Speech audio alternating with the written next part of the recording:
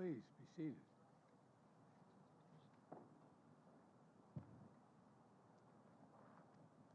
Well, Mr. President, it's good to see you again, my friend.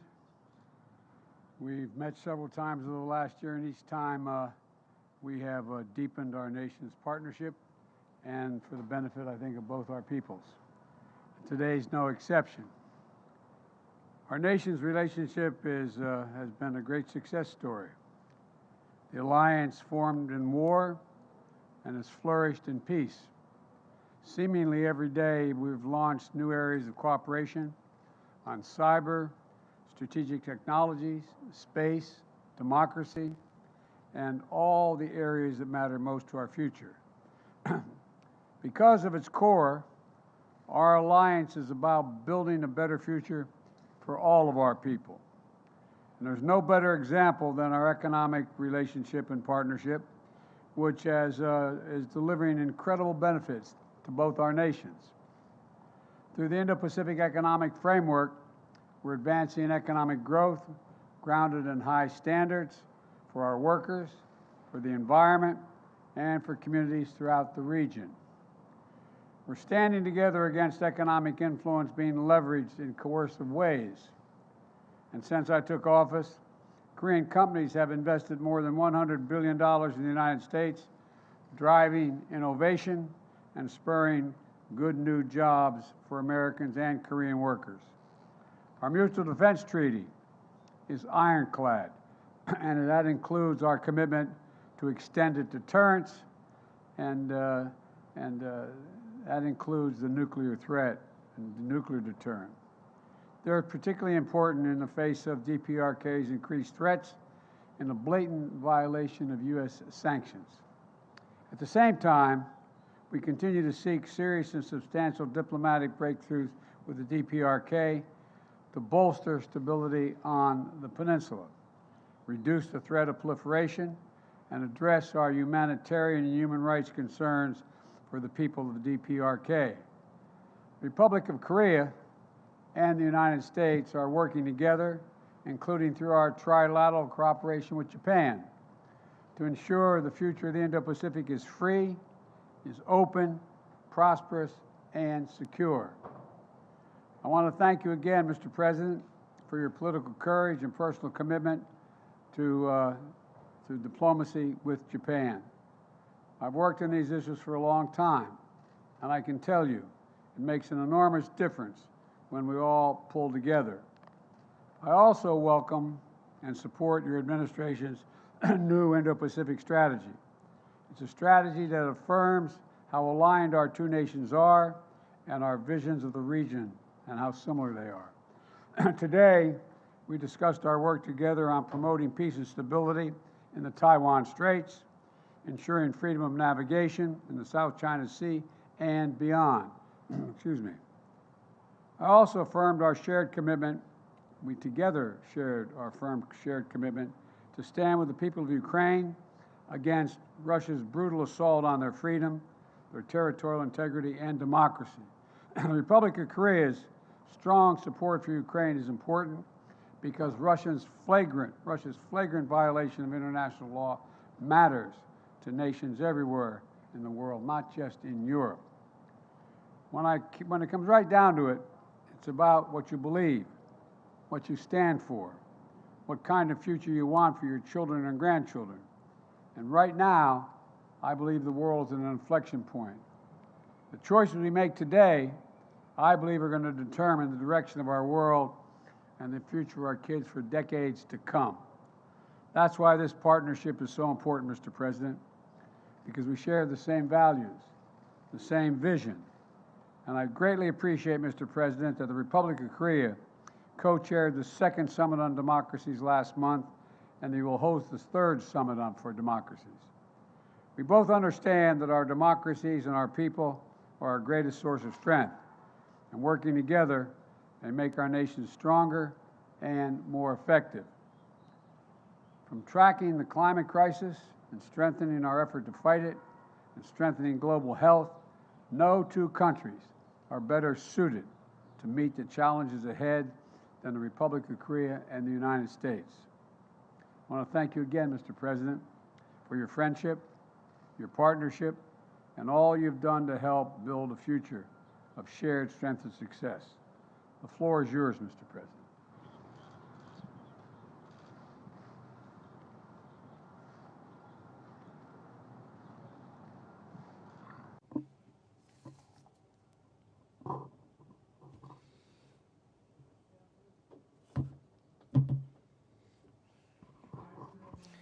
President Biden, thank you for your special and warm hospitality. I am very pleased to be making a state visit to the United States during this meaningful year that marks the 70th anniversary of the ROK-US alliance.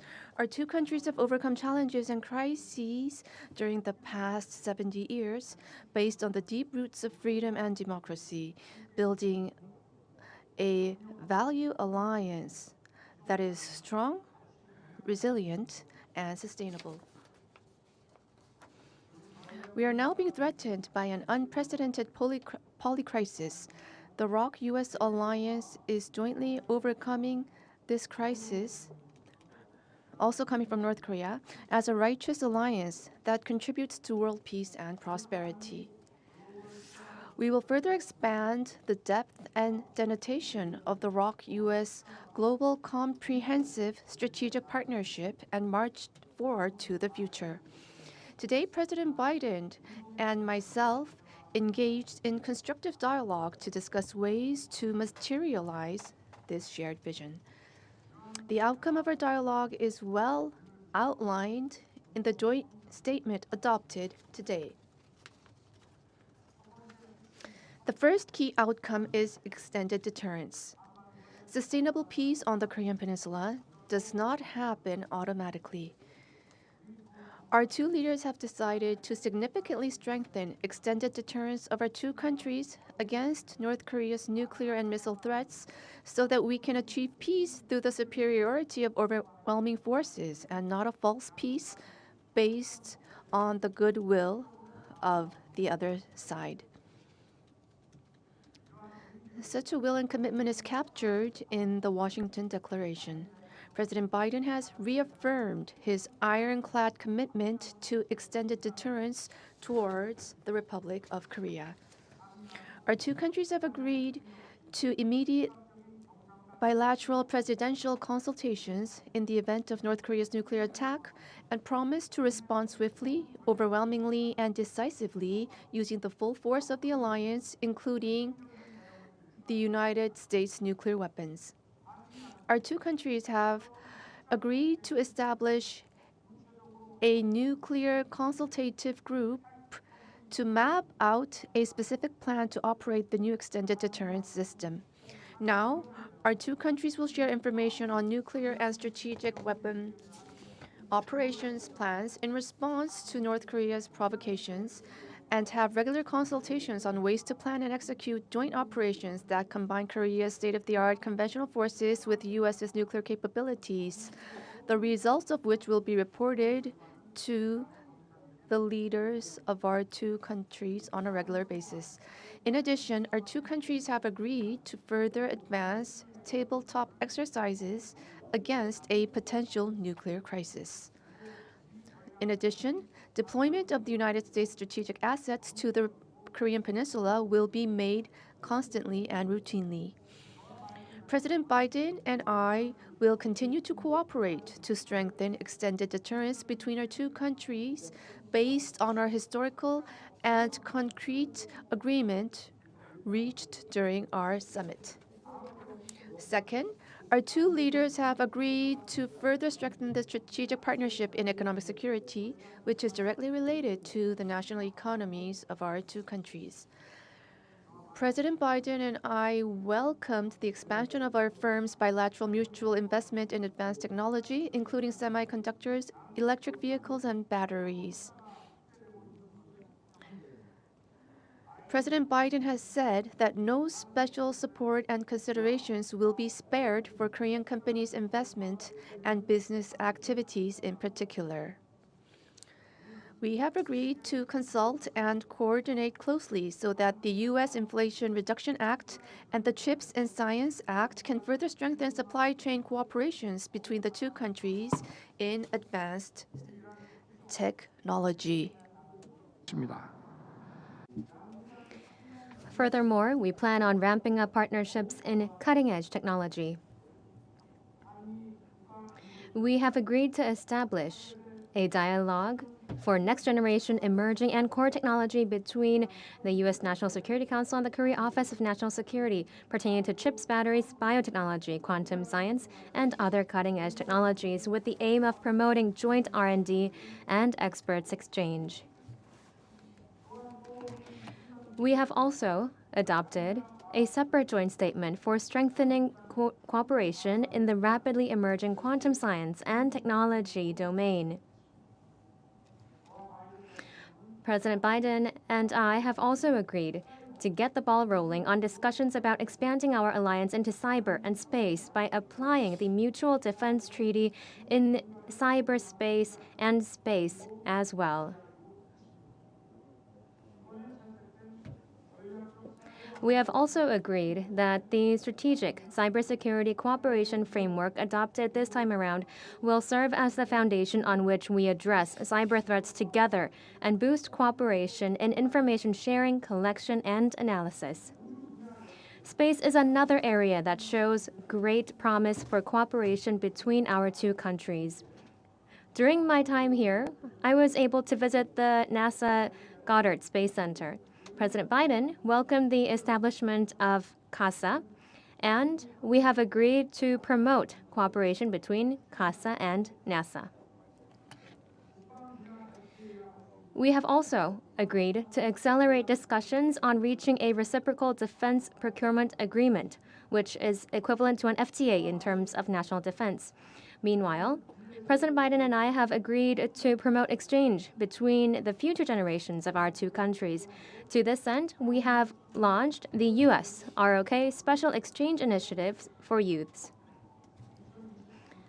In celebration of the 70th anniversary of the ROK-U.S. Alliance this year, our two countries plan to invest a total of $60 million to support exchanges between 2,023 youths majoring in STEM, humanities, and social sciences. This also includes the largest Fulbright program to date, which will provide scholarships for 200 students. Last but not least, President Biden and I have agreed that South Korea and the United States, as key partners in achieving stability and building peace in the Indo-Pacific region, will put our heads together as we implement our Indo-Pacific strategies to strengthen our cooperation in addressing regional and global challenges. In particular, President Biden expressed strong support for efforts made by the Korean government to normalize Korea-Japan relations. And we have agreed to continue our efforts in strengthening Korea-U.S.-Japan trilateral cooperation. Furthermore, we reaffirmed that the use of force to take the lives of innocent people, an example of which would be Russia's invasion of Ukraine, can in no circumstances whatsoever be justified. In that sense, we agreed to continue our cooperation and efforts alongside the international community to support Ukraine. During this meeting, we also discussed plans through which our two countries can take a leadership role in addressing global challenges such as climate change, international development, and energy and food security.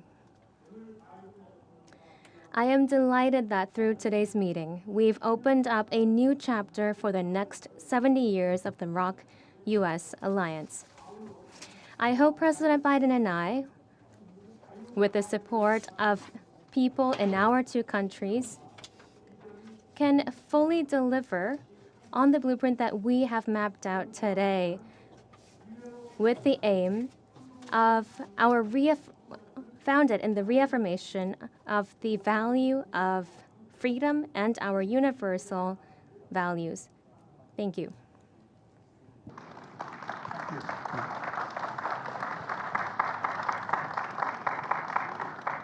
Now we're going to take some questions. The first question is from Courtney of the Los Angeles Times. Thank you, Mr. President. Your top economic priority has been to build up U.S. domestic manufacturing in competition with China. But your rules against expanding chip manufacturing in China is hurting South Korean companies that rely heavily on Beijing. Are you damaging a key ally in the competition with China to help your domestic politics ahead of the election? And one for President Yoon. There have been concerns since last year that North Korea will soon be conducting its 7th nuclear test amid growing domestic support in your country for your own nuclear weapons. Meanwhile, Russia has suggested it could send its latest weapons to North Korea if South Korea sends lethal aid to Ukraine. How do you seek to manage the North Korea risk amid obligations to Ukraine and NATO? Thank you. Let me respond to your question first. My desire to increase U.S. manufacturing and jobs in America is not about China. I'm not concerned about China. Remember, America invented the semiconductor. We invented it. We used to have 40% of the market. And we decided that what we're going to do over the past, I don't know how many decades, we decided that it was going to be cheaper to export jobs and import product. And along came the pandemic. And the pandemic taught us that we used to have, as I said, 40% of the market just some years ago. Now it's down to 10%. And again, we invented the supercomputer. So I decided to go out and see what we could do to increase our hold on the market once again. And so what I did was I went around the country, as well as in addition to passing the Chips and Science Act, I, in fact, visited countries around the world.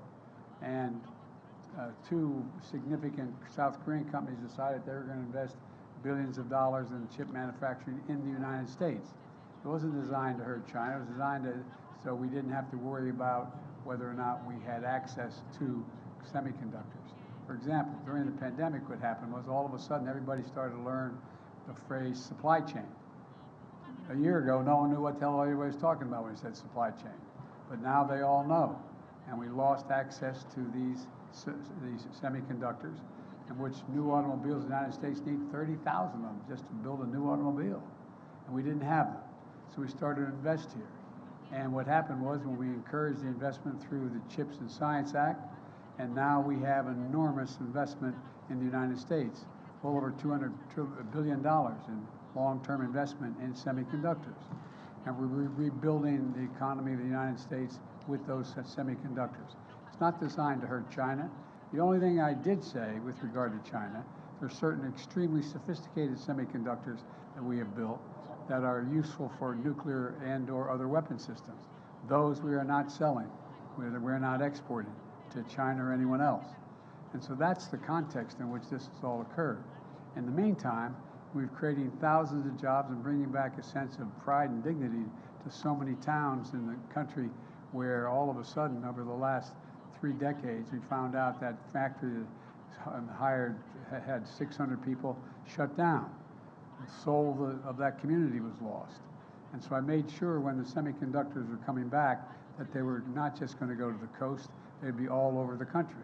And so we have a significant field of dreams outside of in Ohio, outside of Columbus. We're in Texas, we're in Arizona, anyway, they're all over the country. So it's not viewed to hurt anyone else. We are providing access to those semiconductors. We're a supply chain you can count on.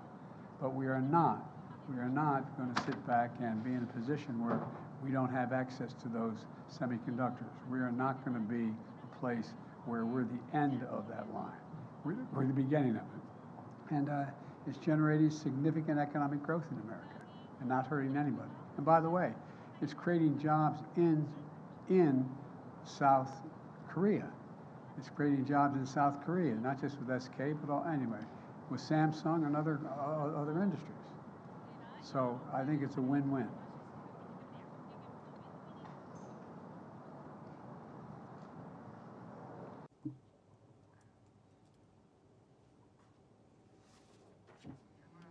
With regard to your question, let me provide my answer. Korea and the U.S., based on its Washington Declaration, our two countries have agreed to strengthen extended deterrence, and the implementation level is different from the past. First of all, We have an NCG, Nuclear Consultative Group, that has been launched that will implement discussions and actions, and we will hold regular meetings, consultations under NCG. We will share information on mutual nuclear assets and intelligence, and we will jointly plan responses and also jointly plan exercises and drills and implementation plans. So all of these will be strengthened and specified under the Nuclear Consultative Group. We want to customize our response against North Korea's nuclear threat based on extended deterrence. And in the process of achieving this goal, any concerns that Koreans may have against North Korean nuclear weapons will be relieved, I believe. If nuclear weapons are used, our two countries will strengthen our response in a swift manner.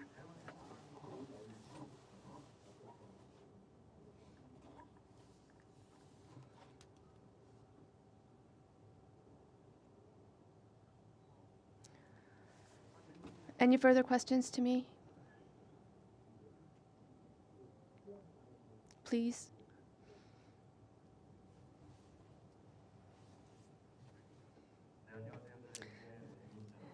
Reporter Won from One NTN. I have two questions for you. With regard to extended deterrence, the NCG that has been formed, how will Korea function under NCG? Any kind of nuclear-equipped nuclear assets will be in function? And to President Biden, Korea is to maintain the NPT, and it is to strengthen extended deterrence, correct? So based on your view, do you think this is enough to guard Korea against the North Korean nuclear threat? Thank you very much.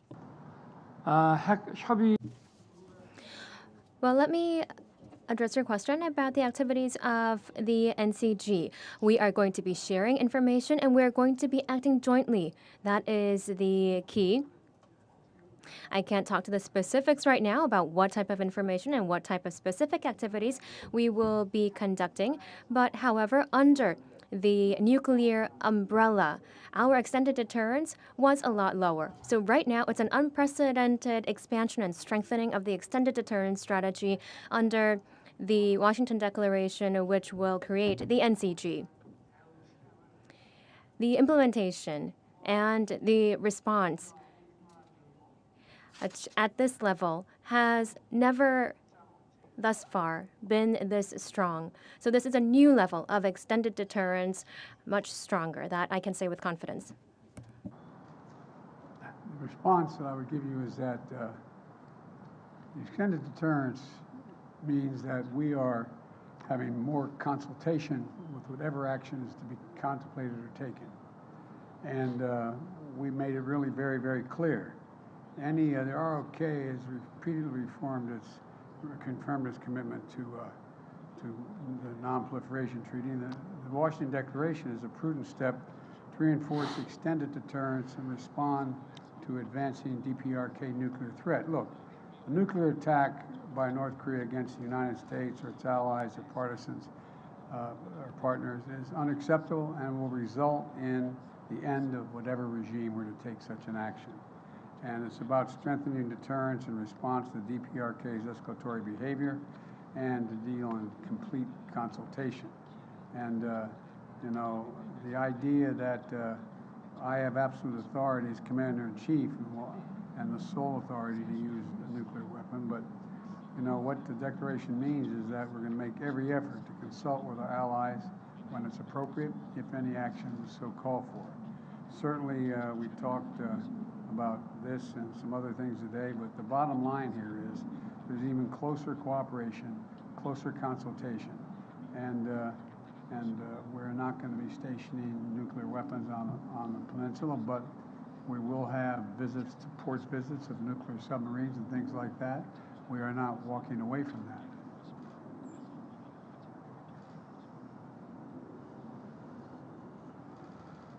My turn to ask a question. I think the next question is Mary Bruce, ABC. Thank you, Mr. President. You recently launched your re-election campaign. You've said questions about your age are legitimate, and your response is always, just watch me. But the country is watching, and recent polling shows that 70% of Americans, including a majority of Democrats, believe you shouldn't run again. What do you say to them? What do you say to those Americans who are watching and aren't convinced? You've said you can beat Trump again. Do you think you're the only one? I may not be the only one, but I know him well, and I know the danger he presents to our democracy, and we've been down this road before. And with regard to age, you know, and polling data, I notice the polling data I keep hearing about is that I'm between 42 and 46% favorable rating, et cetera. And but everybody running for re-election in this time has been in the same position. There's nothing new about that. You're making it sound like Biden's really underwater. Number one. Number two, when the same polling data asks whether they think what kind of job I've done, it gets overwhelmingly positive results. From 58% thinking everything from the CHIPS Act and all the things we've done. You know, we've created, like I said, we've created 12 million new jobs. We've created 800,000 manufacturing jobs. We have economic growth moving. We're in a situation where the climate, we've invested more money and more help in dealing with the climate crisis than any nation in the world. And so things are moving. And the reason I'm running again is there's a job to finish. The other thing is that, look, you know, think about what I inherited when I got elected. I inherited a nation in overwhelming debt at the time, number one, in the hole for the 4 years that he was president. I inherited a nation that had a serious loss of credibility around the world as America first. And, you know, the first meeting I attended the G7, I said, America's back. And one of the world leaders looked and said, for how long? For how long? There's a great concern about the United States being able to lead the free world. And we're doing that again. And those same polls you look at, you take a look at the polls, they're saying whether I pull together NATO and the European Union as well as Asian partners, I think we have. But there's more to do. And with regard to age, I can't even say, I guess how old I am, I can't even say the number. It doesn't register with me. And but the only thing I can say is that one of the things that people are going to find out is they're going to see a race and they're going to judge whether or not I have it or don't have it. I respect them taking a hard look at it. I take a hard look at it as well. I took a hard look at it before I decided to run. And I feel good. I feel excited about the prospects. And I think we're on the verge of really turning the corner in a way we haven't in a long time. I know you're tired of hearing me say we're at an inflection point, but we really are. What happens in the next 2, 3, 4 years is going to determine what the next 3, 4 decades look like. And I have never been more optimistic in my life about the possibilities of the United States. To be clear, though, you just said, I know him well. Did Donald Trump's decision to run affect yours? Would you be running if he wasn't? Yeah, I think I still would be running if he wasn't. I do know him well. He's not hard to know, as you know. You know him well, too. The question is whether or not, look, there's more to finish the job. We have an opportunity to put ourselves in a position where we are economically and politically secure for a long time. Look, we continue to have, and now you don't like me hear me saying it, there's still a contest between autocracies and democracies. And we're the leading democracy in the world. And it's something I know a fair amount about, something I care about, and something that I have found a willingness of an awful lot of our allies and friends to follow. So I think that, you know, we have to finish the job, nail it down.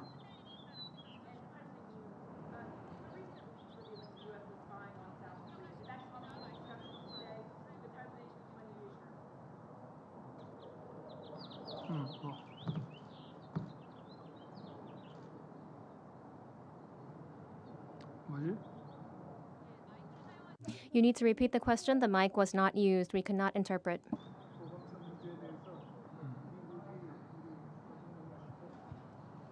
They need to repeat the question.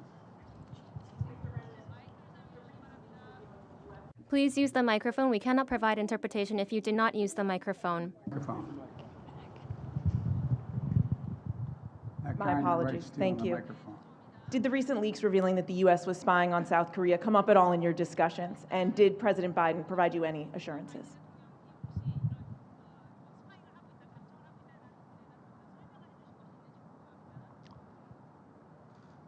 지금 뭐 한미 간에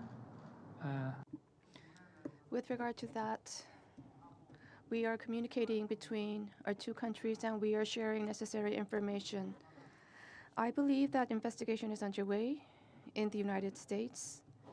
So various and complex variables are always in play. We need time to wait for the investigation results by the United States, and we plan to continue to communicate on the matter.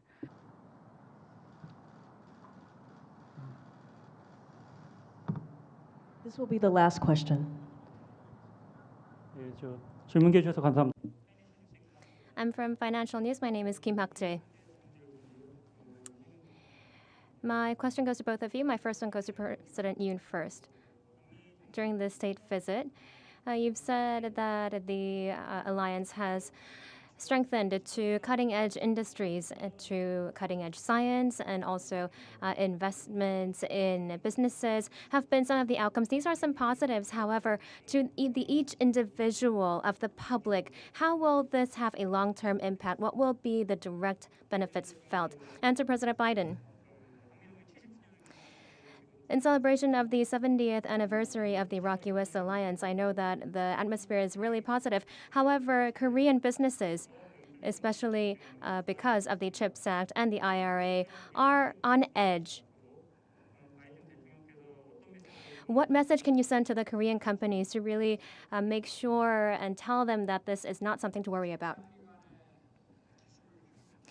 The technology cooperation between the ROK and the U.S. and also in partnerships in cutting-edge industries and science and technology was your first question. So that is about really strengthening the competitiveness of our two countries. And it will enhance the productivity and create added value. High added value. These are the types of products that are going to be produced. And from the perspective of the public, for each individual, in that process, they will reap the benefits wide and comprehensive that will stem from these industries and investments in these industries, for example, from job creation as well. And above all, the future generations will be given the determination and will to take on new challenges and embrace opportunities in our industry so that they can continue to prosper and grow and become more abundant in the future. The reassurance is that it's overwhelmingly in our interest for Korea to do well. No, it is. It's very much in America's interest that Korea do well in the Pacific, very well, because they are one of our most valued partners. And so I think the combination of growing democracies in the democratic institutions as well as their economies is overwhelming in the benefit of the United States, whether it is in South Korea or it's in Australia, in the deep South Pacific. And so I think that there's a reason, overwhelming reason. Plus, in addition to that, we're increasing the number of student exchanges, access to more information between our folks, educating our people, as well as we're going to be cooperating in everything from space to technology to medicine. And so there's so many opportunities we have. And I don't think at least we don't, and I don't think so far, most of the South Korean companies believe that there's somehow a U.S. effort to slow them down, prevent their growth, or anything like that. We'd like to see them grow. And I mean that sincerely. It's overwhelming in the U.S. interest for South Korea to do very well economically. It's overwhelming in our interest because it has. And then lastly, I think we underestimate the example that South Korea sets. Here you have a nation that is significant, but is not a nation of 200,000, 300,000, 400,000 people making the kind of changes it's making.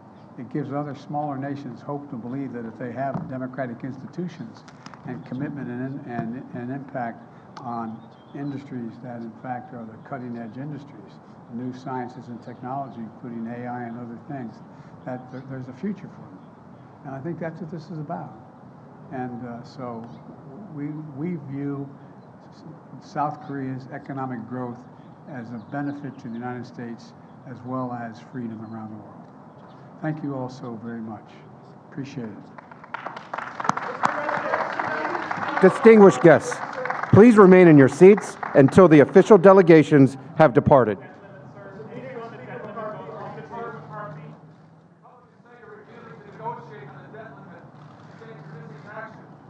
They haven't figured out the debt limit yet. Thank you. I'm happy to meet with McCarthy, but not on whether or not the debt limit gets extended. That's not negotiable. I noticed they quote Reagan and they quote Reagan all the time and they quote Trump, both of which said, it says, I'm paraphrasing, it would be an absolute crime to not extend the debt limit.